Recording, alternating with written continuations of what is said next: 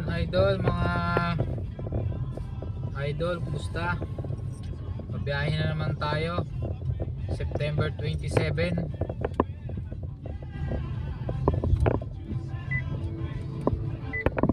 September 27. Pabiyahe na naman tayo mga idol. Titignan natin kung magkano ang kikitain natin hanggang umaga tayo.